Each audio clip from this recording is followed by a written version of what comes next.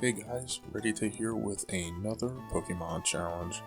Trying to beat Pokemon Fire Red with just a Doduo was easier than I thought it would be, but it was still very much a challenge due to Doduo being a pretty frail bird that can hit hard but not quite hard enough. This challenge is going to be an interesting change of pace because we get to actually use a team in this one. Today we are going to see if we can beat Pokemon Ruby with Sidney's team. So as most of you are aware, Sidney is the first Elite Four member in the Generation 3 games. His focus is Dark types, but his team gives us a little extra coverage by adding some grass and water into the mix. This sounds great on paper because we don't often get a lot of good type coverage, but we don't have a lot of great grass or water moves at our disposal in this challenge. Still, defensively, having these extra types should help us some. Now I'm going to be doing the trend of keeping this team's movesets as well. And yes, this will make it a challenge because, trust me, if I were going to be having this team as an Elite Four member, these movesets would be looking pretty different than what you're seeing on the screen. So I think I've already discussed everything, but let's go over the rules real quick.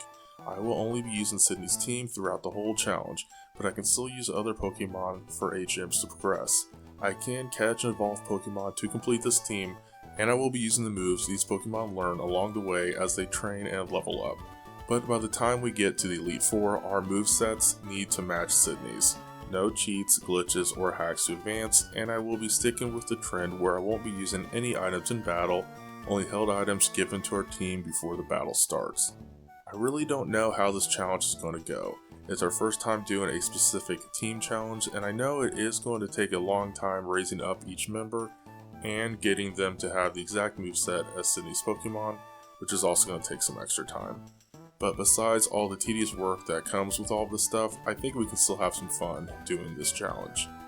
So for those of you who have watched some of my other videos, you know I've been talking about doing this challenge for a while. Well, more time has passed since I first brought this challenge up than I thought, because when I got to the point where we had to pick our starter, I forgot which Pokemon I programmed to be our starter for this challenge. Turns out it was Poochyena, which means our first battle was a Poochyena versus Poochyena mirror match. Not much to talk about when it comes to this battle. We win, but I feel like I can already tell this guy is not strong. I nicknamed Poochyena Subscribe since I'm trying to complete the goal of reaching 200 subscribers by the end of this year. And I realized that I don't have the footage for our beginning stats of the game, but it is important to know that our ability is Runaway, which is a pretty useful ability for this challenge since it assures that we can escape wild Pokemon battles. Poochyena's base stats are pretty bad. The stats are even for the most part, but they are also lower than the normal starter we would be getting at this point in the game. This guy does have a slight elevation in his attack stat, but it is nothing to write home about. Poochyena is a pure dark type, which means we have a weakness to fighting and bug, and it will do well against Psychic and Ghost once it learns some decent dark moves. It does learn Bite at level 13, and there are some other dark moves at the end of the list. The TM list isn't bad, there was an attempt to add some type variety here. But like I mentioned in the rules, this Poochyena will need to be exactly like Sidney's Mightyena by the time we get to the Elite Four, so we're not going to be doing anything experimental here. Anyway, moving on, and we have our first rival battle to deal with. Now this is the second attempt of me starting this challenge because while I was trying to beat our rival earlier, my computer froze, restarted itself, and I stupidly forgot to save at any point of the challenge we did so far. So yeah, I didn't get real far in the challenge yet, but I still had to restart the whole thing all over again. What I was unfortunately discovering through the first run was our Poochyena at level 5 stood no chance against our rival's Torchic. I gave it multiple attempts, but we just keep taking too many hits while not hitting nearly as hard, which means it's impossible to wrap this battle up quickly. So on the second startup of this challenge, I did battle every wild Pokemon we came across as we made our way to our rival. We only advanced to one level when all that was said and done, which I felt like wasn't going to be enough to get the win here. But it actually turns out it was just enough to see victory. And we are in yellow health at the end, so it wasn't like it was a really close battle. With that done and a quick save so we don't lose progress, we can actually start making some real progress. On Route 102, we battle every trainer we come across since we need the experience, and we catch the second member of our team, C-Dot. That's the one thing I like about this challenge, it's not a single Pokemon challenge, and it's not like we have to play almost half the game before we can catch another Pokemon that we can use. C-Dot is sticking with our trend of being a pretty weak Pokemon. It's a pure grass type, for now, and its total base stats are the same as Poochyena's at 220. These stats are also pretty evenly split, but this time there's more of a focus on padding its defense. We have another issue with this thing when it comes to its starting moveset. All it has is Bide, which is a drawn out move where we take hits for 2 turns and then deal damage equal to twice the amount of damage we took in those turns. Its defense stat is supposed to help it here, but this thing is still very weak. And just having this as the only attacking move can be a problem. We can waste a lot of time by not taking hits and thus dealing no damage while wasting power points. We could get around this move by using Struggle, but it is going to take a while getting to the point since we also have to burn through 30 Hardens as well for us to get that move. So for the time being, we are switch training C-Dot so it can get some experience with Poochyyena. Its nature is hasty, which I am okay with. Defense is C-Dot's best stat, so sacrificing that for some extra speed is okay with me. Also, I'm not going to go over much of C-Dot's moveset and team list since it's pretty short and it's going to change considerably once it evolves. But speaking of TM lists, as we make our way to Rustboro, we talk to this guy who gives us a TM for Bullet Seed. Now I know Sidney's shift tree doesn't have Bullet Seed, so we will have to lose this move at some point in the future, but for now, this move could come in handy. Oh, and by the way, I nicknamed C-Dot Wasted Potential, or just Wasted Pot since we ran out of space. Since I've always been a big shift tree fan, and it drives me nuts how badly Sidney's shift tree is utilized. I really hate this moveset. I mean, this moveset is horrible, and I feel like we are not going to be using this guy much by the end of the challenge. Which is a shame since, like I said, I do like shift tree. Most of you can already guess why I was so eager to teach Wasted Potential Bullet Seed since our first gym battle is going to be against the rock type gym leader, Roxanne. Which, yes, this is basically the only good move we have for that battle, but still, I played it safe and battled more trainers on these routes. Which means for the first time ever, we can actually participate in a double battle in this game. You know, besides the Tay and Liza one later on. There's a set of twins on the bridge south of Rustboro that will battle you with a Lotad and C-Dot. This battle was rough, I am not gonna lie. I didn't really think it through and I should have had Poochyyena focus on C-Dot more. I'm not gonna give you the play-by-play because it would take too long, but essentially what happened was I was kind of focusing on Lotad more since I knew C-Dot wouldn't be able to attack us if we didn't attack it. So I had Subscribe and Wasted Potential tag team Lotad so we could take it down and then we could switch gears to C-Dot. The plan worked really well and things continued to work well with Subscribe landing a critical hit tackle, but the next tackle was far more lackluster, and since C-Dot just had Bide, once it unleashed it, Subscribe easily went down. From there, this is where things really sucked. It was C-Dot versus C-Dot, which means Bide versus Bide. I hadn't taught Wasted Potential Bullet Seed yet, so we just had Bide as an attacking move. Most of you probably already know this, but if you weren't sure, using Bide on Bide doesn't do any damage since no damage was initially dealt. So basically what I was subjected to, and what I'm now subjecting you guys to, but you all get the speed up version, is 2 C-Dots burning through all their moves until they get to Struggle. This took a long time since we have Bide, which takes 2 turns each time, 30 Hardens, and 40 Growths. I felt like our opponent was going to get to Struggle before us, but we actually got to the move first, which was nice, but I felt like we'd be nowhere near ending this battle considering how high our opponent's defense would be. But actually, the only Struggle we used landed as a critical hit and it gave us the win. I'll take it. With the only thing left to do at this point of the game being to get the first gym badge, I teach Bullet Seed to Wasted Potential and then take on the trainers before Roxanne. During these battles, Wasted Potential reaches level 14 and evolves into Nuzleaf. I forgot that this is the level it evolves, and this is great since it means that it'll have better stats going into the Roxanne fight. Which yeah, all this makes the battle really easy. Geodude is no match for a 2-hit Bullet Seed. Nosepass handles this move better, mainly because it is only 2 times weak to it due to being a pure rock type. Geodude is rock ground, so it had a harder time hanging on due to the type combo making it 4 times weak to a grass move. A 3-hit Bullet Seed does take Nosepass into the yellow and we handle Rock Tomb well enough, although the speed drop does scare me some. Roxanne then breaks out a potion and we stick with Bullet Seed.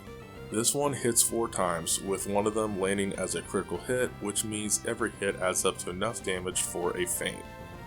easy first gym win, but I have a feeling the second gym is going to be a different story, mainly because Brawly is a fighting type gym leader and that is a weakness for dark types. I don't really know why that is, it doesn't really make sense to me, but it is.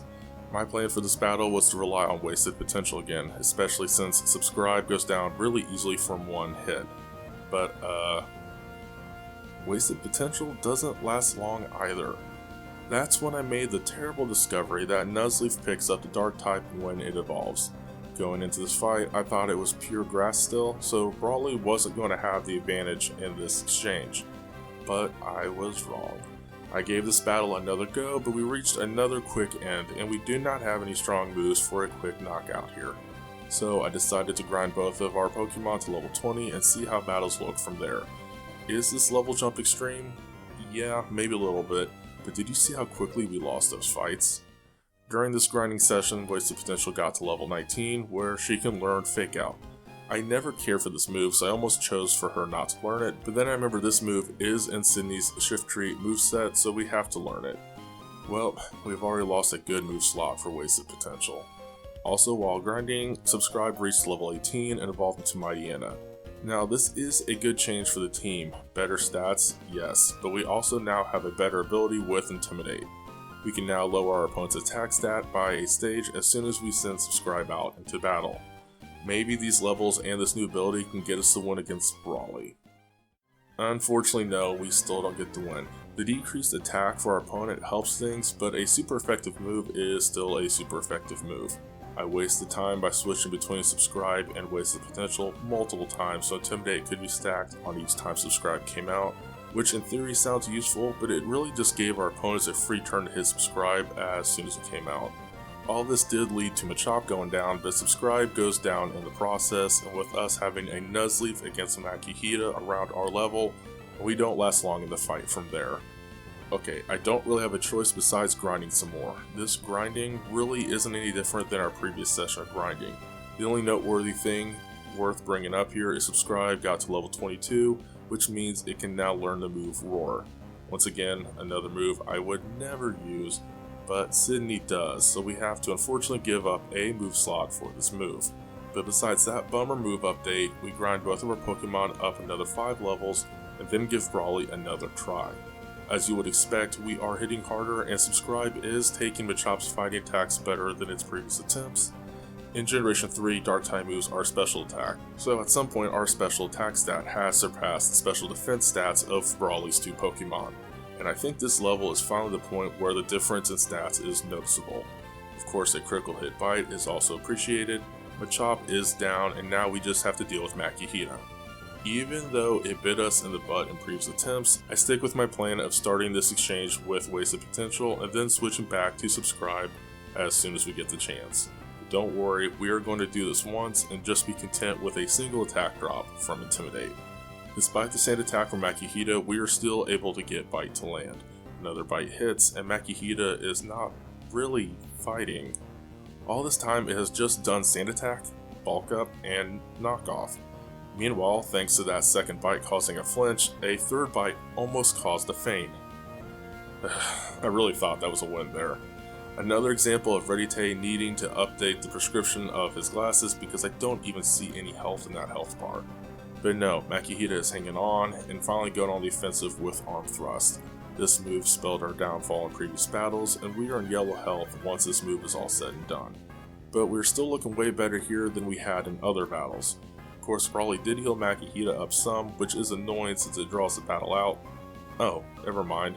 Our next bite deals another critical hit for the knockout. So basically, Subscribe carried this battle all by himself. Good boy. Well yeah, technically we did see Wasted Potential in the battle, but she was really just a placeholder for us to reuse Subscribe's Intimidate. But I'm sure Wasted Potential will see some fight time in our upcoming battle against Watson. But first, we have a rival battle we need to address, which starts with us dealing with Wailmer. Subscribe is still in the leadoff spot of our party, which was not intentional, but considering Intimidate is a thing, I am not going to complain. Wasted Potential gets sent out from there and gets subjected to a weak water gun, while our Bullet Seed hits much harder, especially considering the last one is a critical hit, taking Wailmer out of the fight. Combuskin is next for arrival, so Subscribe comes out since we could really use an attack stat drop for our opponent. The critical hits keep coming, this time with Bite, but the second Bite was still too weak to seal the deal. Combuskin responds with Ember, which also turns out to be a critical hit. A little scary, sure, but Tackle removes the scariest part of the battle from the fight, so now we just have to deal with Shroomish. But it's really not worth talking about. Just 2 bites, with the first one causing a flinch, so Shroomish doesn't even get a chance to attack. Nice, easy first try victory against our rival. Hopefully we can keep this win as some motivation against Watson, since he is always a problem in these challenges. Now we do have a grass type in this challenge, which means electric moves can be resisted, but paralysis and steel types can still make this battle difficult to beat. Still, we're going to jump in at our current levels so we can see how things really look. We start this battle with Wasted Potential at the front, since like I said, grass types resist electric attacks, and Subscribe's Intimidate isn't useful here since electric moves are considered special. I also just mentioned this like 30 seconds ago, but steel types exist in this battle, so I will still end up switching out to Subscribe because I felt like Wasted Potential didn't have a good offensive option against the steel type Magnemite. Subscribe does get paralyzed in the process thanks to Thunder Wave, but as past viewers already know, this is not my first Watson rodeo, so yes, I do have Cherry Berries to counteract that. The first bite of the battle lands as a critical hit, and I've been loving all the critical hits we've been getting lately, but I have a feeling this move isn't going to hit hard enough for a knockout on the next turn.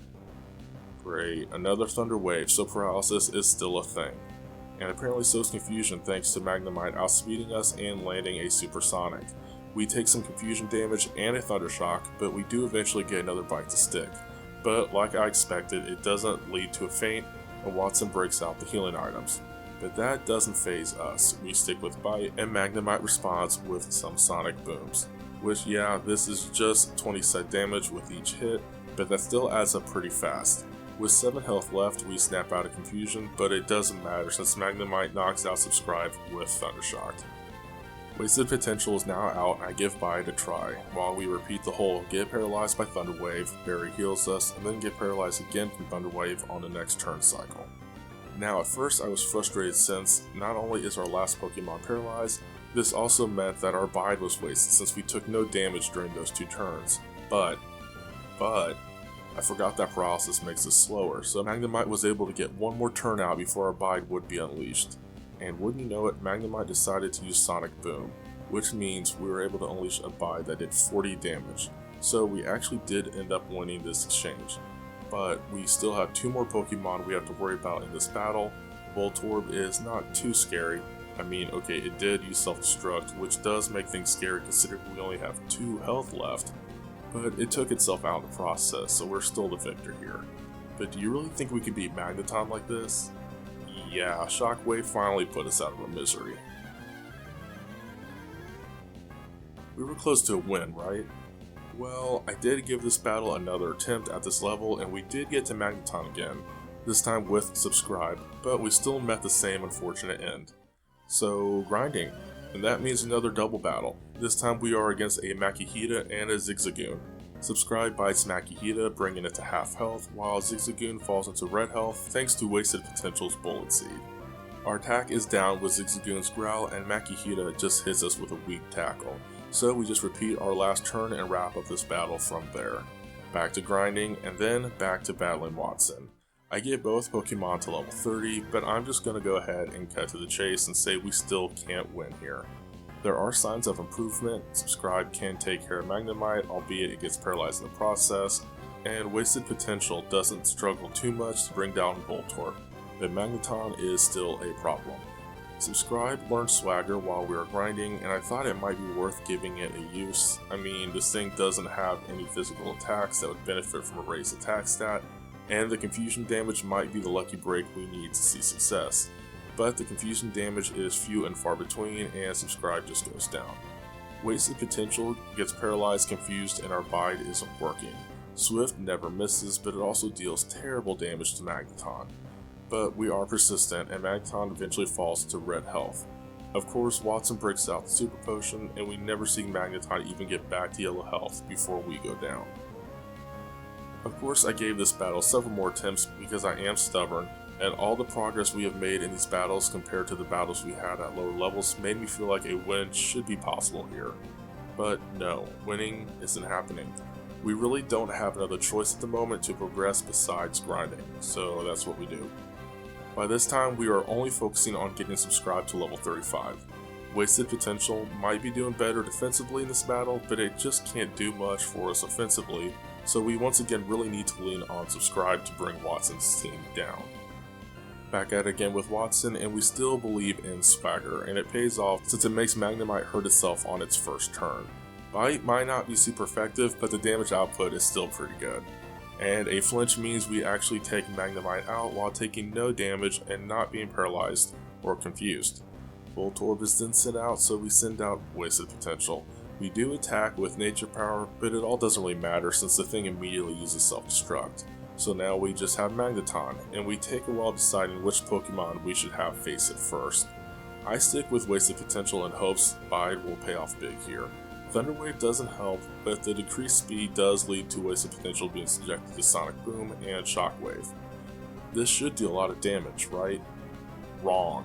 Wasted Potential was paralyzed on the turn she was supposed to deliver damage, so this was all a waste. From there, a critical hit Shockwave spells her and Subscribe is sent out. Fingers crossed again that Swagger comes in clutch. It does, and our fallen Bite brings Magneton to half health. Of course, from there, it snaps out Confusion and paralyzes us with Thunder Wave. The Cherry Berry heals us up though, so don't worry too much yet.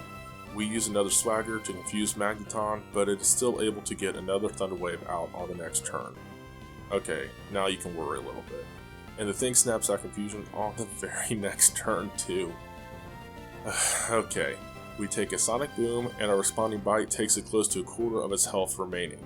We do catch a break with Sonic Boom missing, but we are also paralyzed that turn too, so yeah. Magneton's Shockwave doesn't miss of course, but we are still standing in the green with a nice amount of health left. I wasn't real confident that Bite would cause the knockout here, but thankfully it does, and we can move on from this battle. All that grinding for Subscribe really was necessary for us to get the win, and I feel like this level lead will also help us with the first battle against Maxie. But before getting there, we have that whole path of the map we have to cross before we see our first interaction between Team Magma and Aqua.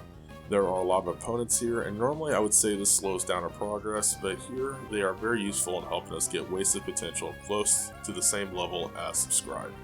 I feel like the next gym battle won't be as bad as the previous two, and after that we can finally add a new member to our team. But like I mentioned, we need to fight Maxie first. I started this battle with Wasted Potential again as a placeholder. She took the attack stat drop from Maxie's Mighty Inna's Intimidate, and from there we switched Wasted Potential out for Subscribe, which has a non-affected attack stat, while Maxie's Mighty Inna suffers an attack drop from our own Intimidate. That's kind of big brain for me. Its bite hardly hurts us, and our bite might be resisted too, but it's clearly doing much more damage. Both Mighty Innas stick with Bite, but we easily pull away with the lead when it comes to damage output, and Maxie's Mighty Inna goes down in no time. Golbat is next, and back out comes Wasted Potential to once again be switched out for Subscribe.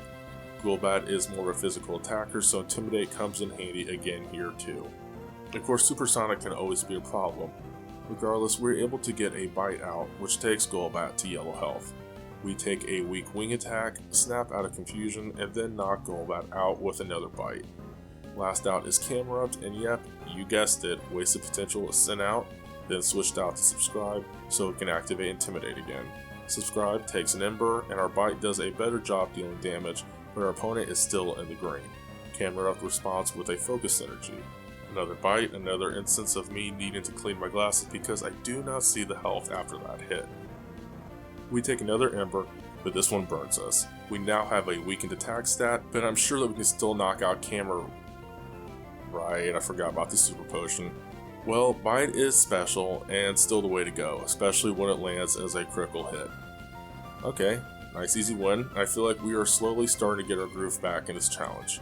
Will Flannery have anything to say about that? Slugma is first out, and we are just going to go straight into using Subscribe for this battle since Wasted Potential is weak to fire types. Bite deals major damage and flinches, but that doesn't really matter since Flannery uses the turn to heal Slugma with a Hyper Potion.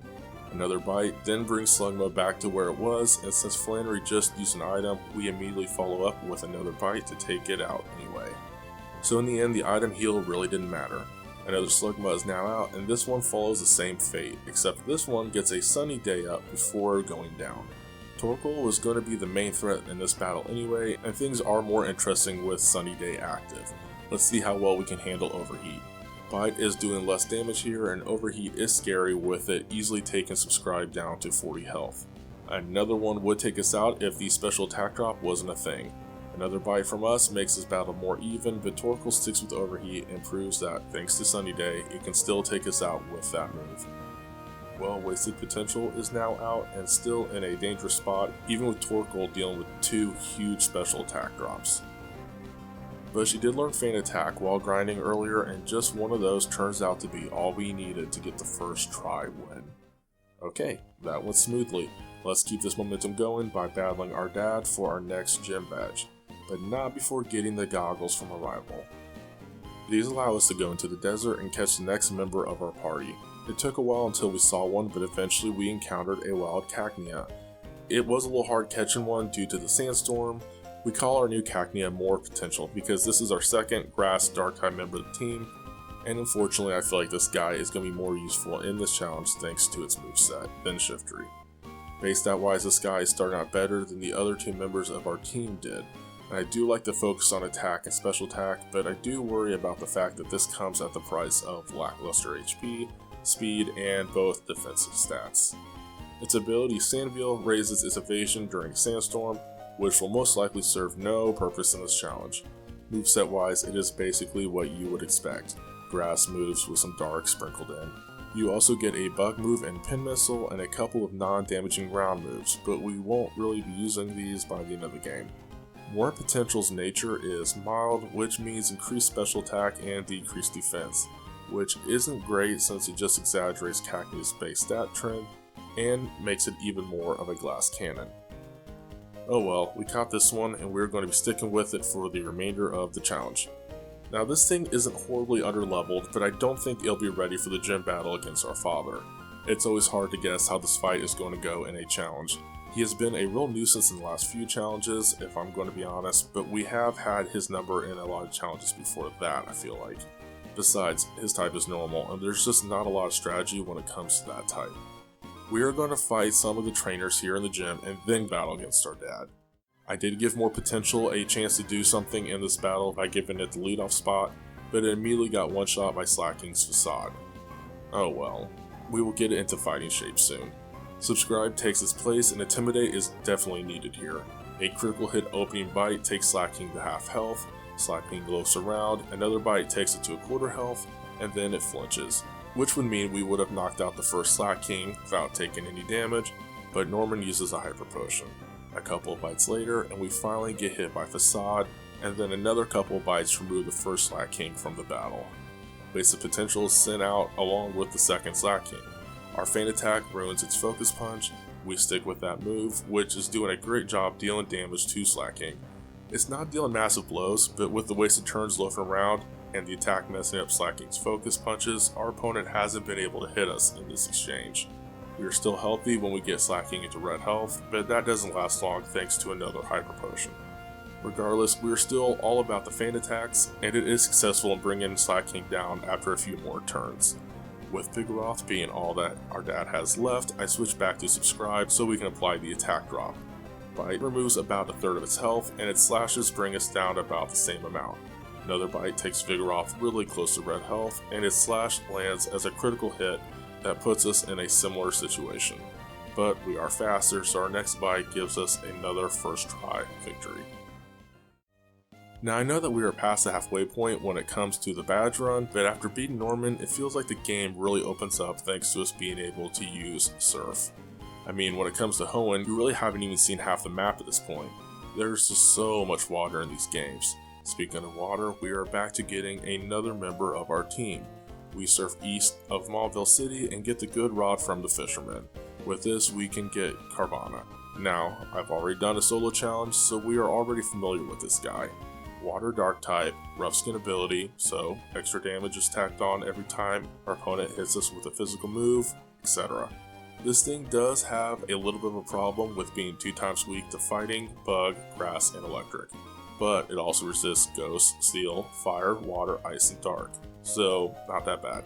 Base stat wise, it's very similar to Cacnea, except its defense stats are even more atrocious. The other issue this thing has is that it doesn't even learn a single water move from leveling up in this generation, but it can learn a lot of water moves and some ice moves through TMs. Not that we can use those in this challenge. I named this Carvana Drive Time, and her nature is timid, which means increased speed and decreased attack. Which is okay, I guess. We are primarily going to be a special attacker, so it's not like we need that stat, but we also don't really need a buff to our speed. I feel like I would rather have invested in defense. Drive Time is at level 12 at this moment, so we are really going to have to put in the work to get her around the same level as the rest of the team. Luckily for us, there are a lot of trainers to fight on the routes heading north to Fort Tree City, and Team Magma at the Weather Institute that we can use to battle and gain experience. What really helps Drive Time level up here is that I gave her the move Surf right away. It's a very solid water move, and with it also being stabbed in this case, it gave her plenty of wins and experience. Drive Time is already in the low 20s level wise by the time we are fighting Team Magma at the Weather Institute. More Potential also got some experience here as well. It also helps that Team Magma never really puts up much of a fight here, so we leave with a healed up, stronger team, and we go straight into another rival fight. Our rival started the battle with Welmer, and I had Drive Time accidentally at the top of the party at the start, so I immediately switched it over to More Potential. Geez, Water Pulse might not be super effective, but it easily takes us to half health. We couldn't even get a Leech Seed in before going down to another one of those. Wasted Potential is then sent out, and this time we can actually get a move off. A 3-hit Bullet Seed brings Welmer into yellow health while we handle Water Pulse like a champ. The Tact on Confusion is not appreciated though, but we get Bullet Seed to land on the next turn, and down goes Welmer. Drive Time is switched in for Combuskin. This was a risky choice because I know Surf could end this chicken, but also if we get hit by a fighting move, we could be done for. I felt pretty confident we would outspeed, but I was actually completely wrong. Combuskin hits first, and one hit from Double Kick is a one-shot. Crap. Well, this is the biggest threat on our team, so I send out our big gun. Subscribe. Intimidate activates, so that's good. Wish our takedown didn't miss though. Wow, Double Kick is really hampered in this specific exchange. Drive Time being at a lower level and having terrible defense really did spell its end, huh? Geez, another takedown miss, but it's okay since Combuskin uses bulk up on this turn. Our third attempt at takedown does land and takes Combuskin to half health, while its Double Kick is hitting harder and making this a scary battle. Looking back, I probably should have used Bite here, but instead I stuck with Takedown, which failed to knock out our opponent, and now both Pokemon are in the red. But that was short-lived because one more Double Kick from Combuskin knocks Subscribe out. We are in a really bad spot with Wasted Potential being the only one left for us to send out. Being weak to fire and fighting while face-to-face with Combuskin is a recipe for disaster. But fortunately, we are faster and Feint Attack is a chip shot for the knockout. Now we just have to be smart about how we handle Shroomish. Sticking with Feint Attack, it does a great job. It just takes 2 of those to take out our rival's last Pokemon, giving us the win in this very close battle. That battle might have been a wake-up call that we definitely needed. We are about to face Winona, and I'm not feeling great about this matchup. Part of the problem is half of this team is a liability due to being part Grass type. That, and we are stuck being stalled by another Steel type due to her having Skarmory on her team. Maybe Subscribe and Drive Time are all we need though to win this battle. Unfortunately, the answer is no. Swallow did a really good job beating Subscribe up thanks to stalling us from landing a move due to her double team spamming. Drive Time started out well against Pelipper, but confusion damage and a strong aerial ace ended this dream quickly.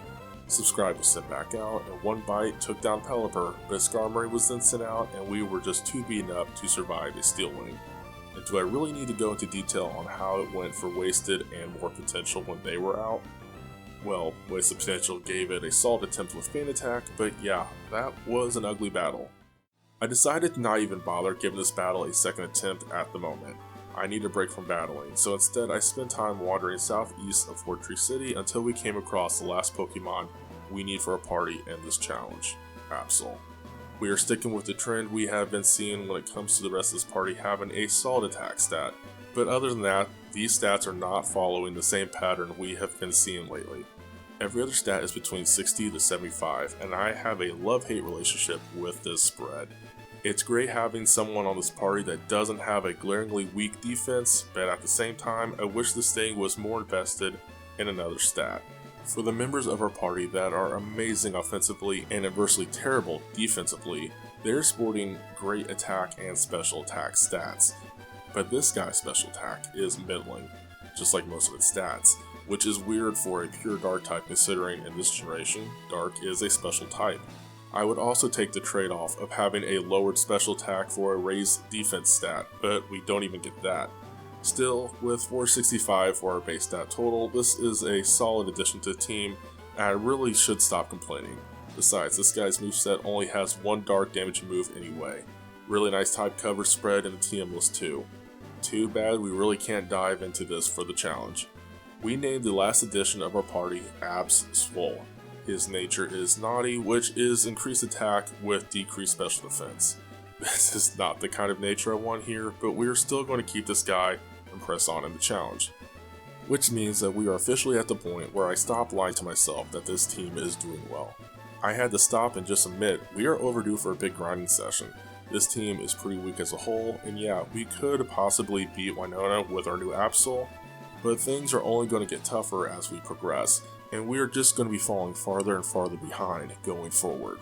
So, on the routes between Fort Tree and Lily Cove, we battled every trainer and wild Pokemon until I got the whole party to be above level 40. During this process, more potential learned Feint Attack. We also took on Team Magma at Mount Pyre since we were in the area, and this served as a good example of just how frail this team is. Still, we got the experience and that helps. A little after those battles, more potential got to level 32 and evolved into Cacturn. Yay, stat boost. Now we just need to get other members of this party to this point so they can evolve as well, which didn't actually take too long, honestly. Drive Time soon followed, evolving into Sharpedo at level 30. We also had our final battle with our rival during this grinding session. Her new Swellow started the battle and we had Drive Time out first. Double Team could make this battle annoying, but our two serves didn't miss and took Swellow out quickly. Not happy with the endeavor our rival dealt us, but Sharpedo is still standing. Absol is switched out to deal with Shroomish. Wish this thing had Aerial Ace, but we need to be Winona to get that move. Bite does an okay amount of damage and the flinch is nice. It allows us to follow up with another bite. This one doesn't flinch, so we get poisoned from Poison Powder. That stinks, but we are still unfazed, attacking with Bite. I really thought that one would hit hard enough for the knockout, but Shroomish is still hanging on. It adds a little insurance by healing up with Mega Drain, but that heal isn't enough to stop it from going down on the next turn. Combuskin is next for our rival. Drive Time is switched back out, and he's a little beaten up, but I feel confident that this is his chance for revenge. Oh, that quick attack had other plans. I guess the little damage our Rough Skin ability did as we went down was a bit of revenge. Subscribe comes out to have a starter versus starter rematch. Intimidate is extremely helpful here, but when our rival decides to use moves like Peck instead of a decent fighting move, you don't really need a lot of help winning this exchange. Takedown easily takes Combuskin into the red and our opponent gets in a bulk up and quick attack before we take it out on the next turn. Whelmer is all that is left and more potential gets their chance to shine. We land a Leech Seed just to have a little extra insurance. Water Pulse doesn't do much to us while Feint Attack is hitting Whelmer much harder. One more of those attacks and we beat our rival for the last time in this challenge.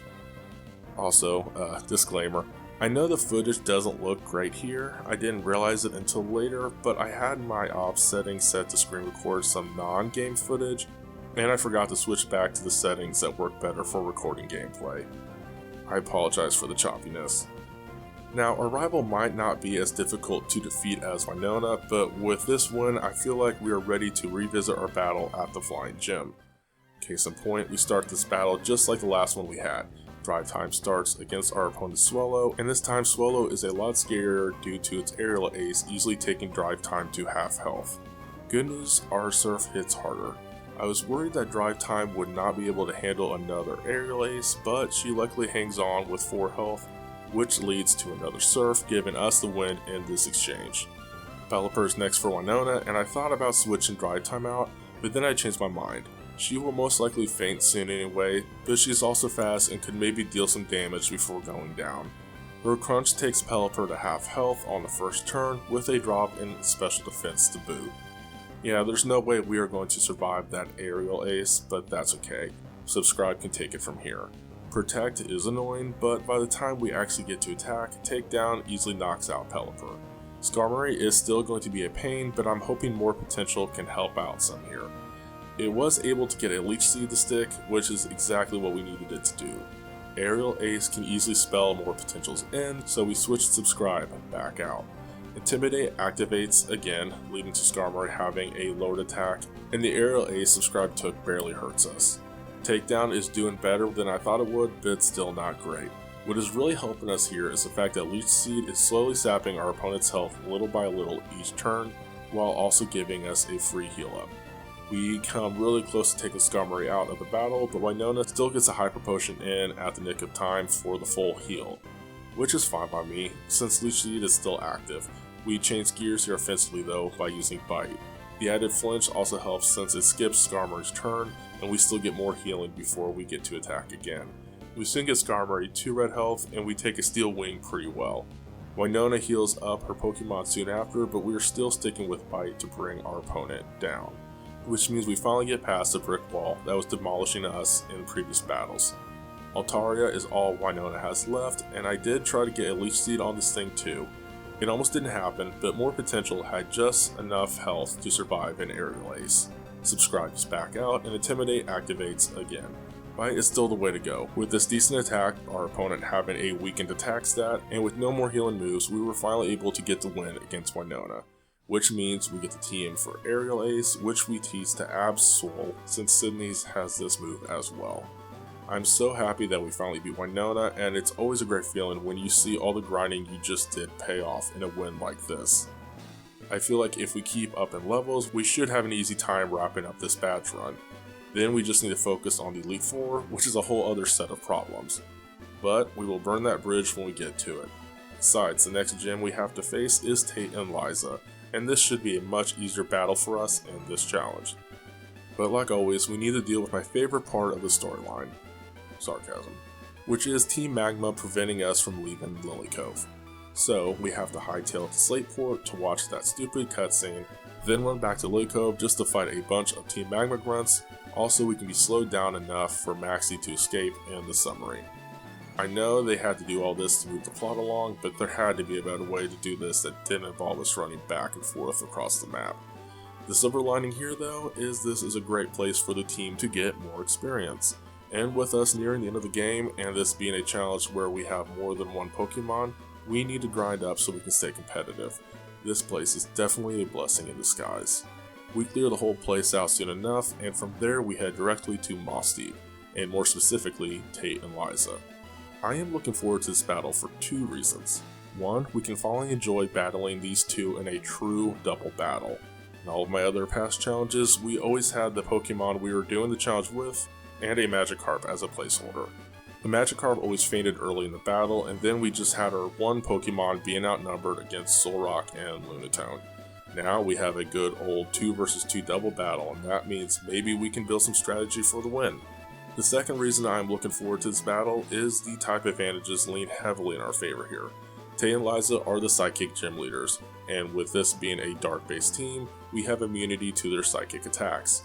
On top of that, both of their Pokemon are also part Rock, and since we have 2 Grass types and a Water type in the party, we have the extra advantage here. Solrock's Flamethrower could be bad news for wasted and more potential, but that's where Drive Time comes in, hopefully taking Solrock out quickly. Now, it's always difficult to commentate these double battles, and this one really is a double battle, so this is going to be even more difficult, but I will try my best. We start the battle with Drive Time and more potential. I am so thankful that Surf can hit both opponents at the same time. I was nervous seeing that it did less damage than I was expecting against Lunatone, but the critical hit on Solrock is great. Solrock does start the battle by setting up Sunny Day, which is going to weaken Drive Time Surf. Lunatone's Hypnosis misses, so this wasn't the most productive turn for Tay and Liza. I don't really know which one has Solrock and which one has Lunatone. Anyway, More Potential does get a Leech Seed to land on Lunatone. Drive time sticks with Surf despite the fact that it is hampered a little bit. But the really bad news this turn is that More Potential gets easily one-shot by Solrock's Flamethrower. Wasted Potential's typing makes her a liability, but I send her out anyway. Lunatone then drags out the battle by putting up a Light Screen. I correctly predicted Solrock getting the Hyper Potion, but we were going to be sticking with Surf regardless. And Wasted Potential gets a 3-hit Bullet Seed to be the finishing move for Lunatone. We might have gotten lucky with the second hit being a critical hit, but I will take it. Now we just need to focus on Solrock. Sunlight is still strong by this point, so I decided to take a break from our water move and instead see how a super effective Crunch will do. Not bad. Until I forgot that Solrock knows Solar Beam. With Sunny Day still being active and Sharpedo still very much being weak defensively, it never stood a chance of surviving that. Well, subscribe, let's see what you got. Wasted Potential is able to bring Solrock to half health with a Feint Attack. From there, our Dark moves finally wrap up the battle, with Subscribe attacking first with Bite, which made Solrock flinch, giving Wasted Potential the perfect opening to land the unavoidable Feint Attack that hits hard enough to finally get the knockout. I knew we would get the first try win in this battle, but I didn't think Tay and Liza would do such a good job stalling us and dragging it out. One more gym badge to go, but first we need to have one more battle with Maxie. While we were making our way to Maxie, Drive Type did learn the move Slash while we were fighting some more Team Magma grunts. Anyway, the battle. Like always, he starts with Mightyena, so I sent out a beaten up More Potential, but don't worry, we immediately switched them out for Subscribe. That way, once again, we can negate Max's Intimidate while enforcing ours onto his Mightyena. We probably should have healed up before starting this battle, considering his Mightyena's takedown didn't do a lot of damage, but Subscribe was already beaten up, so now it's in yellow health. It also did help that our first takedown missed too. And to add more insult to injury, Maxie hits us with a Scary Face, which lowers our speed so badly that he can immediately follow up with Swagger. Our luck does turn from there though, as we avoid confusion damage. A takedown finally connects, dealing some serious damage. Not a one shot, but I will take it. Maxie breaks out a Super Potion, which isn't a full heal, and we are fortunate enough to avoid confusion damage on the following turn, so Maxie's Mightyena goes down from there. Subscribe is beaten up though, so we return him and send out Absol to take his place. Oh, never mind. We immediately switch Subscribe back in so Intimidate activates again. The lowered attack stat is always nice, but I forgot that we're slower than Crobat, so Wing Attack immediately takes Subscribe out of the battle.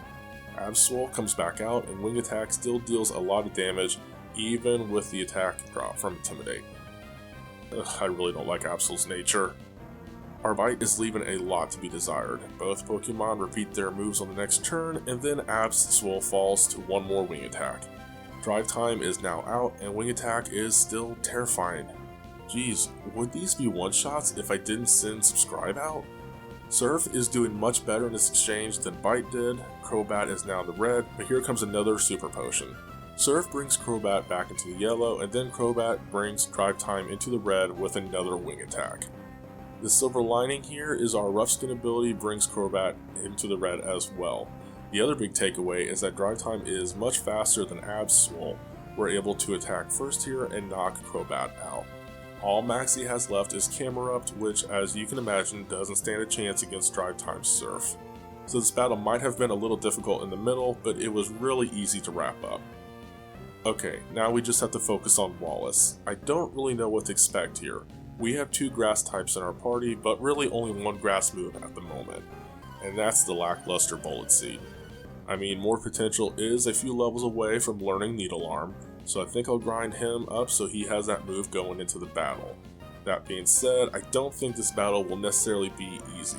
Celia could throw a wrench into things due to its ice typing, and Melodic is always a nuisance because of its moveset and stats. Another thing that adds an extra level of difficulty here is the strength in numbers when it comes to Wallace's party. This is the largest gym leader party we see in these challenges, and it does draw the battle out while exhausting us when we're doing solo Pokemon challenges. But in this challenge, our party is the same size as Wallace's, and no one on our team is weak to water moves, per se, so maybe this battle won't be as bad? I don't know, let's just get into it.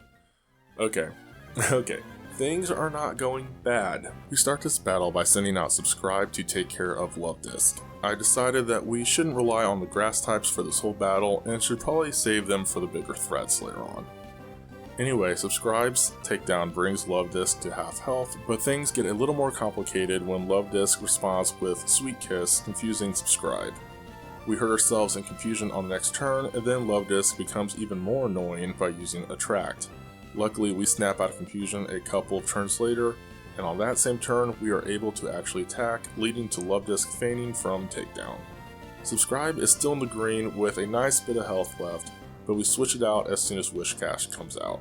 Wasted Potential's Bullet Seed does well, but I was also expecting more damage considering this thing is 4 times weak to grass. We take an Earthquake and another series of Bullet Seeds brings Wish Cash down. Drive Time is sent out to deal with Celio. Crunch takes out about a third of Celio's health, but the real problem is that Celio's Body Slam hits harder and paralyzes us. Body Slam, bad paralysis luck, and a Water Pulse takes Drive Time out of the fight. So Subscribe comes back out and Bite brings Celio into the yellow. We take Aurora Beam pretty well, despite now being in the yellow ourselves. Another Bite from us and another Aurora Beam from Celio leaves both Pokemon hanging on with a sliver of health. Of course, Wallace uses a Hyper Potion, but we have our code and have to follow the rules of this challenge, so no healing items for us. Subscribe gets a couple of bites to land, but goes down to Aurora Beam from there. Absol is now out to deliver bites, and this time we actually see some flinches, so Celio goes down pretty quickly. Seaking is next for Wallace, and More Potential is next for us. We break out Needle Arm here, and it does some solid damage. Seaking uses Rain Dance and then Water Pulse before going down to another Needle Arm. Now all we need to do is take down the dreaded Melodic, and this thing is truly a nuisance. More Potential and Wasted Potential both got one shot by Ice Beam, and Water Pulse absolutely bodies Absol when it comes out. We gave this battle another try, but it's not really worth talking about since it had the exact same ending. Melodic is just too much of a threat for us to work around it right now. So, more grinding time. We spend this time fighting every trainer we skipped along the sea routes, and then wild Pokemon underwater around Satopolis City. During this time, Absol gets to level 36 and learns Slash, and Drive Time learns Swagger at level 43. I decided to cut to the chase and grind the whole team to level 45. My goal is to have everyone at level 50 by the time we are going up against the Elite Four, so getting to level 45 now kind of saves time. Once we get everyone to that level, we have another rematch against Wallace. This time, we start the battle with More Potential. Luvdisk is faster, but its Water Pulse hardly does anything. Our Needle Arm, on the other hand, brings the one-shot. Drive Time is then sent out to deal with Celio. Crunch is hitting hard this time around, and the critical hit Body Slam from Celio is rough, but at least it doesn't paralyze. Another Crunch brings Celio down. Wish Cash is next for Wallace, so back out comes More Potential. Needle Arm is the obvious choice here. Moving on from that, we face Melodic. I really thought Seaking would be next, but alright. Subscribe starts this exchange, and I did this just to mess with Melodic's attack stat, even though its special attack is what we are really concerned about. Takedown and Bite are chipping away at it, but Melodic's Ice Beam is hitting us harder. Melodic does use Recover for a full heal up, but we are sticking with our attack, and we soon get a critical hit Bite that causes a flinch. Melodic's Water Pulse does take Subscribe to yellow health, so I decided to play it safe by using Sand Attack to mess with Melodic's accuracy, which causes its next attack to miss. But that success is short-lived thanks to the following Ice Beam knocking Subscribe out. More Potential is not safe thanks to Ice Beam, but I decided to send it out anyway. And we get extremely lucky with Melodic's Ice Beam missing on this turn. Because of this, we are alive for another turn and Leech Seed is able to take root.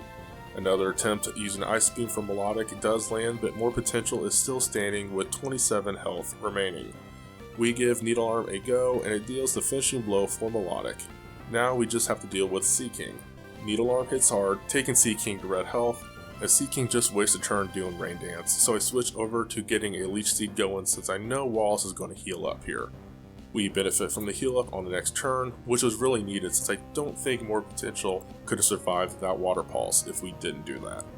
Oh wait, never mind. We get confused from that Water Pulse, and the damage we did to ourselves while being confused takes More Potential out of the fight.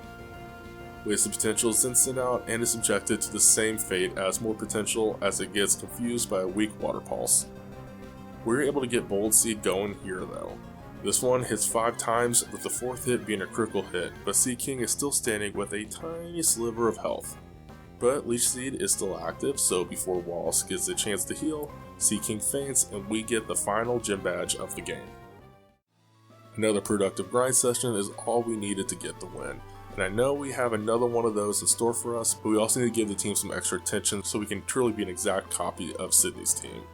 And like I said in the intro of this video, that means everyone on this team needs to have the exact same moveset Sidney's team has as well. Part of this deals with backtracking to Fall Arbor Town. To the east of town, we can find TM32, Double Team, which we need to teach to Wasted Potential. Speaking of Wasted Potential, there's another thing we need to do while we are in this area. Early in the game, I made the mistake of having it forget to move Fake Out. Look, like I said earlier in this video, it's another move I never use, and I forgot that technically Sidney's Shift Tree does have that move, so we need to get this back on Wasted Potential's horrible moveset. Luckily, the Move Tutor is in town, and we have a heart scale, so this is an easy fix. With that correction done, the majority of the moves the team needs before battling the Elite Four can all be learned as we grind to level 50 in Victory Road. All of them except TM49, Snatch. So let's get that one, and then we can get back to grinding. Oh. Turns out you can only get TM49 on the SS title, which you only board once our dad gives us a ticket, and he only gives us the ticket once we beat the Elite Four. I spent some time trying to see if there was another way for us to get this in the game, and there really isn't another way for us to acquire it. I wasn't going to call it quits on this challenge, but I was about to put an asterisk on this challenge by saying we were going to try to beat Pokemon Ruby with 99% of the same team that Sidney has. But then I got an idea. Snatch is not a move I often use in any of my other challenges really, which means technically there are some save files where I have come across the TM for this move and I've never once taught it to a Pokemon. Now first, I just went to my recent Doduo challenge in Fire Red since we've already found the team earlier in that challenge while we were in the Rocket Game Corner. We just had to boot that save file up in MGBA and this challenge in MGBA, and from there we could trade for Fire Red a Pokemon holding Team 49 to Pokemon Ruby, take the TM from that Pokemon, trade the Pokemon back to Fire Red, and this whole problem would be solved. But there is one problem. In Generation 3 remakes, you need to do some extra work in the Sevi Islands if you want to trade Pokemon to Ruby, Sapphire, and Emerald. And I never really got around to doing that. But don't worry, we still have alternatives. Instead, we just booted up my Carbon and Sapphire challenge instead. We already beat the Elite Four in this challenge, so we get the ticket from our dad, board the SS title, find the TM, make a random Pokemon hold it, and then we just had to trade it to this challenge, take the TM, trade it back. Now we can officially move on to grinding in Victory Road. Absol is now officially ready for the Elite Four once we get it to level 50.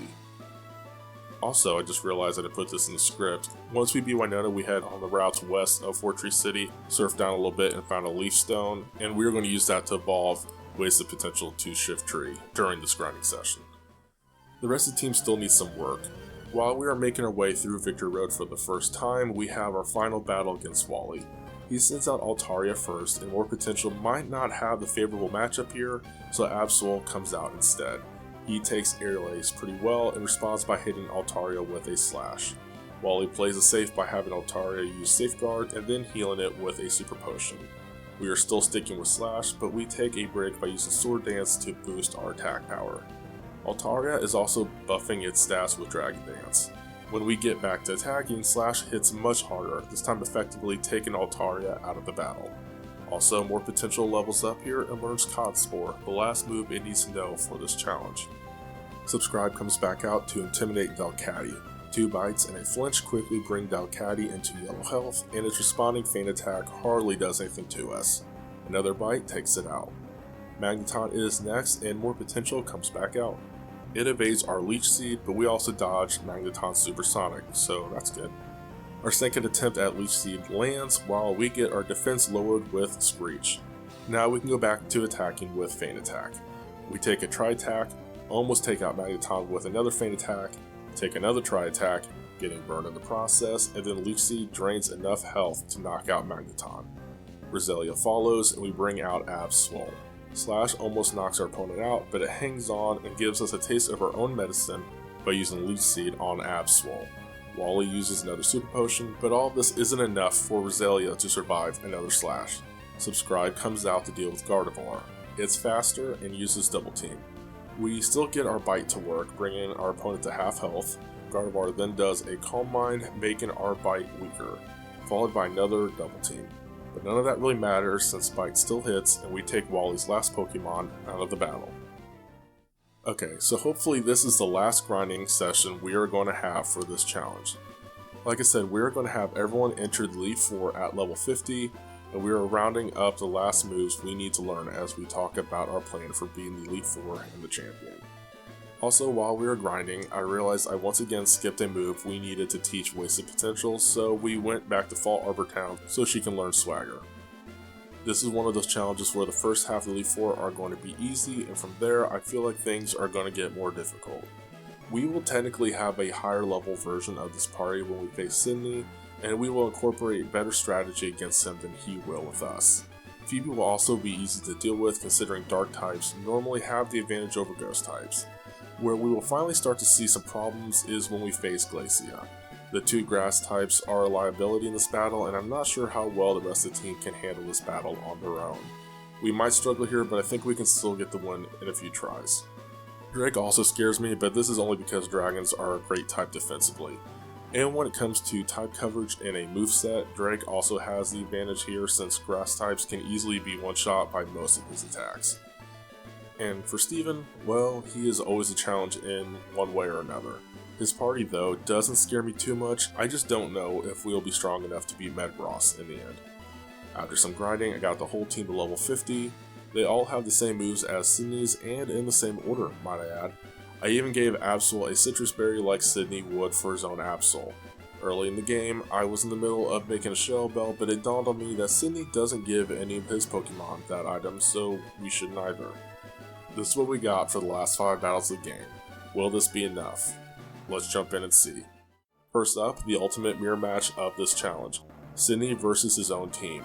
The first thing we need to address in this battle is his Mightyana's Intimidate. This isn't my first rodeo, I know it's coming. To counteract this, we put Drive Time in the leadoff spot of the party. It takes the Intimidate, and then we switch out to Subscribe so its attack stat is still intact, while Sidney's attack stat is the one that is lowered. Our takedown is hitting much harder than his, and we are outpacing our opponent easily in this exchange. But Sidney does fight back and breaks out his first full restore for his Pokemon. We do one more takedown because it is the best move we have here to deal damage, but we are also looking a little low on health due to all the recoils that we have subjected ourselves to. Crunch might not be really effective, but a special defense drop is always appreciated. Our opposing Mightyana's takedown misses, and we get one more Crunch out to take down Sidney's first Pokemon. Shiftry is next, and Absol is sent out. The real obvious choice here is Aerial Ace. Shiftry thinks it can raise its evasion with Double Team, but Aerial Ace never misses, so this is a real easy knockout. Cacturn follows, so we're sticking with Aerial Ace. It hits harder this time, which I thought meant a full restore was coming from Sidney, but instead we get slowed from Conspore, and then take a Needle Arm. Cacturn is now done, and we switch gears to Sharpedo. Our own Cacturn seems to be a solid answer. It's faster and hits us with Swagger, which is bad for us because we don't benefit from a raised attack, and being confused is never a good thing. Crap, we hurt ourselves in confusion on the first turn. That and Sharpedo's Slash puts more potential in a dangerous spot, but then we get a lucky break as Needle Arm connects on the next turn, and it is a super effective one-shot. Subscribe is sent back out to deal with Absol. This thing is a 100% physical attacker, so Intimidate really helps here. Immediate switch out to Drive Time so we can attack at full health, and Surf takes our opponent to yellow health. Absol plays catch up by using a turn to raise its attack stat with Sword Dance. Its Citrus Berry also activates, but it's still in yellow health after that. Another Surf from us wraps up this battle for good. A little scary in some parts, but a smooth battle for the most part. I don't think Phoebe will give us any issues either. Pressure as an ability can be a little annoying since we are kinda limited on dark moves we can use in this battle, but we are still sticking with our type advantage when it comes to attacking Dusclops. Dry Time's Crunch and its Rough Skin ability almost take the first Dusclops out after it uses a Shadow Punch, but it's still standing, which means Phoebe breaks out the 4 restores early. 2 more Crunches takes out the first Pokemon of this battle.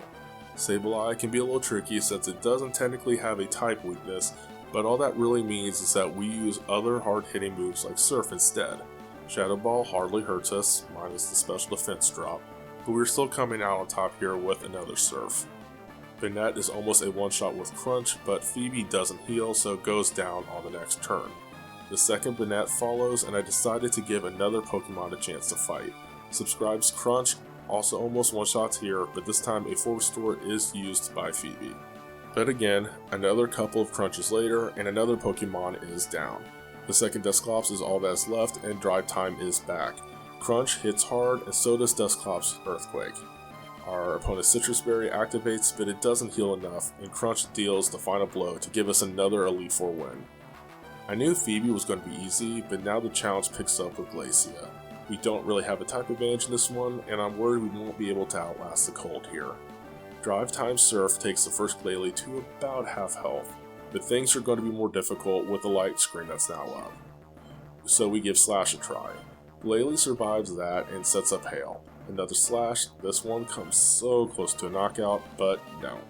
We take an Ice Beam and get frozen.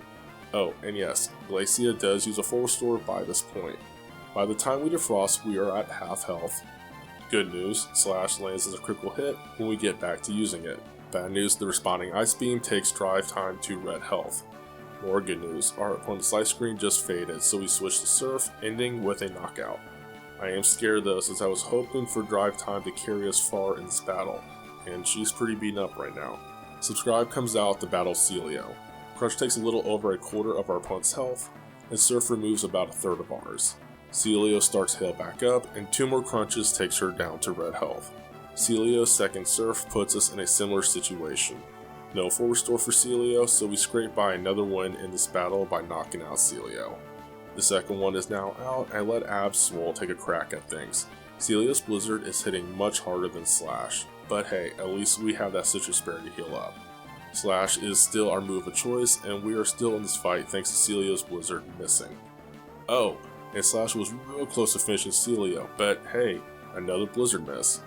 And no heal up again, so another Celio is out of the battle. Second Glalie is now out, and I keep Absol out. Slash is doing its best, but we really need a critical hit. Oh, never mind. Glalie just knocked out Absol with Ice Beam. Come on, Drive Time. Surf does bring our opponent to the red, but her Ice Beam also takes out our Pokemon. Subscribe's now out, and I hope this is a quick knock. Go. She uses a full restore. Anyway, we still hit with Crunch, but we only get one in before Ice Beam takes Subscribe out the fight. At least we got a special defense drop. But geez, we only have the grass types left for this battle, and we still have to deal with Walrein. I mean, we might not even beat Glalie here, but one problem at a time. Wasted Potential is next up, and we start swinging with Extra Sensory. Alright, not bad. Glalie is in the yellow. By the way, I don't know about you, but where I live, we've got a lot of snow in the last few weeks, and it's finally melting as I write the script. It's nice to see some of the yellow snow melt. Back to the battle. Glalie sets Hail back up, so we have an opening to take Glalie out for good with one more Extra Sensory. But, Walrein time, and I have a bad feeling about this. We take a big risk by using Swagger at the start. It doesn't work, and Blizzard instantly ends Wasted Potential. More potential? Do your best, buddy. That's all I can ask for. You can probably tell I thought about using Leech Seed here for a split second, but the more I thought about it, we're going to get one shot easily here. A little extra healing can't save us. So let's go down swinging. Our Needle Arms. 2 big takeaways here. Swagger is still in effect, and that confusion damage that just happened was really clutch. Second takeaway, Needle Arm is hitting way harder than I was expecting. I thought the Ice type would negate the super effectiveness of a grass move being used on a water type, but it doesn't. Citrus Berry heal up, and we are still in this, especially considering Walrein takes more confusion damage. And then our Needle Arm deals a critical hit for the knockout. Okay, we got really lucky there, but go team. Not to sound like a sports cliche, but that was a great team effort. Can we just keep this momentum going into battling Drake? I'm going to cut to the chase and let everyone know that no, we can't keep this momentum going in this battle. Yes, we lost. Yes, I gave this several attempts. Shelgon is never an issue, and Altaria can slow things down, but we always come out on top. Where we really start to have problems is when the Flygons come out. Their movesets are deadly for our grass types. We might come out on top against both of them, but that just means we are extremely beaten up by the time Salamence comes out. We just don't stand a chance there. We have amassed a good number of rare candies throughout this challenge, and I even gave some of them to the Pokemon we were relying on in this battle, so they could be fighting at level 55, but yeah, that didn't really make a difference. Well, I guess we don't really have a choice but to get the whole party up some levels. We revisit this battle after getting everyone to level 60 before fighting the rest of the Elite Four. Shelgon is still not a threat, and Wasted Potential still doesn't have much use in this battle, so we actually send her out here. Extra Sensory knocks out Shelgon in 2 turns, and we just take a little damage from a Rock Tomb. First Flygon time, and Wasted Potential stays out. We were taking a chance here, but we use Double Team to raise our evasion while Flygon sets up a Sandstorm. I hate relying on chance, but desperate times. Jeez, I hate Shiftry's moveset in this challenge. It does work for Flygon's Dragon Breath missing, and we keep the double teams coming. We might be dodging moves here, but we are also still taking damage from Sandstorms, so we need to attack sometime soon. We switch gears by using Swagger, but not before finally getting hit by Dragon Breath. Paralysis. Great. We get hit by another Dragon Breath, but this time we were able to get a Swagger out. Flygon then hurts itself in Confusion, and then takes an Extra Sensory. It does snap out Confusion and sets up a Fly. Our Extra Sensory misses, but so does Flygon's Fly. But we are too paralyzed to attack. This battle is stressing me out. Flygon sets up another Fly, we miss Swagger, and this Fly lands, so down goes Wasted Potential. Drive Time comes out, we respond immediately with Surf. Finally, we got rid of Flygon. Altaria and Absol are now out, we build up our attack with a Sword Dance, Altaria matches with a Dragon Dance, and with that our slash hits much harder than its Dragon Breath. 2 slashes knock Altaria out, and 2 Dragon Breaths take us to half health. Second Flygon is sent out, but Absol stays. Sand attack is annoying and it makes our slash miss. I am surprised we survive our opponent's flamethrower, but the bigger surprise is our following slash lands an extremely clutch critical hit one-shot. We are still not in great shape, but let's face Salamence. I have Subscribe out here because I want to hamper our opponent's attack stat. Of course, we get the same treatment since he also has Intimidate, but Subscribe is immediately taken out of the battle and replaced with more potential.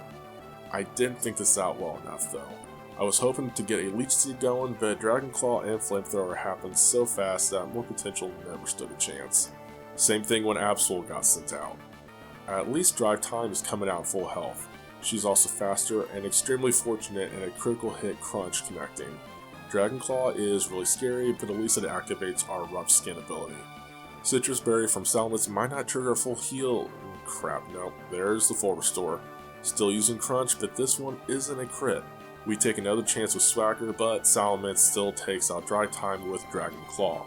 Subscribe is back out, and the Intimidate might have just cancelled the attack boost we gave Salamence with Swagger. That's cool. Our opponent does hurt itself with Confusion damage, and we get a Crunch in from there to finally get a win from the toughest Elite Four member in this challenge. But I still think Steven is going to be a bigger problem, and I think it all hinges on Metagross. Yeah, I was right. Partially. Credilli is also a nuisance in this battle. We have gotten horrible Confusion luck in this battle thanks to his Confuse Ray, and Giga Drain has messed with us a lot here as well. Sludge is also really bad news for our grass types. Oh, also if we don't take Claydol out fast enough, then it will set up a light screen, which can really slow down our efficiency in this battle. For the most part, we are getting to Metagross, but this thing is so tanky, and we're struggling to put an actual dent in it. Skarmory for once is not a problem. Yes, it is annoying that he sets up spikes every single time, but hey, it beats Toxic, and we don't take any damage in the exchange. A couple of Surfs from Drive Time knocks this Metal Bird out easily.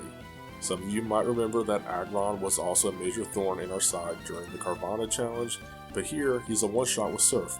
Huh, go figure. Things do get more challenging though because of Credilli. I'd go with Subscribe this time. Crunch is doing alright, and we are back to worrying about Confusion. Still able to get Crunches out though. Well, at least we kinda do. 2 straight turns of Confusion damage and a Giga Drain takes Subscribe out of this battle, which sucks because I was hoping he would finish this battle for us since we started the challenge with him. That, and I wanted to use Intimidate on Metagross. Absol is now out. We do a sword stance because we really need the attack buff, and we're back to being confused and taking damage because of it. We get Cordilli to yellow health with aerial ace, but by this point it was too late and Absol is also done for. Drive time is back out. Giga Drain could ruin it, but I put some faith in Crunch and it does enough damage to take Cordilli out. Claydol is next, and more potential is switched out. Needle Arm is not a one-shot, so now we have a light screen to take into consideration. But another Needle Arm means another Pokemon down. Armaldo takes Needle Arm better than I was hoping, and its aerial ace deals a lot of damage. I switch Drive Time out, and it takes an Ancient Power. Oh, Surf came so close to knocking Armaldo out. Oh, Ancient Power almost knocked us out. Oh, Rough Skin damage was almost enough to knock Armaldo out. Yep, Steven uses a full restore, but a big break just came in our favor. Light Screen faded during all of that, so our responding Surf dealt a one-shot. Metagross is all we have left to deal with. Drive time is basically done for, so we take a calculated risk and use Swagger here. It does hurt itself on the next turn, and we get a Crunch in as a follow-up. Metagross is in yellow health. Whoa, I'm so glad to see Meteor Mash miss. Okay, that Citrus Berry does bring Metagross back to the green, but our next Crunch takes it into the red. I'm not sure if Steven has another full restore at his disposal, but in the end, it really doesn't matter. Metagross still has to complete its turn first, and our luck holds where it hurts itself in confusion, which deals just enough damage for an accidental knockout, and we are able to pull off the miraculous win. Jeez, that was still a close one. Might not be as close as the Glacia and Drake wins, but still, a great battle. All in all, I really like this run. I for the most part dislike this team's movesets, but these moves did allow me to use some strategy I don't normally do, and they did provide the opportunity to get some wins. It also helps that I am a big fan of Dark types, and some of the Pokemon that were in this party are some of my favorite Gen 3 Pokemon.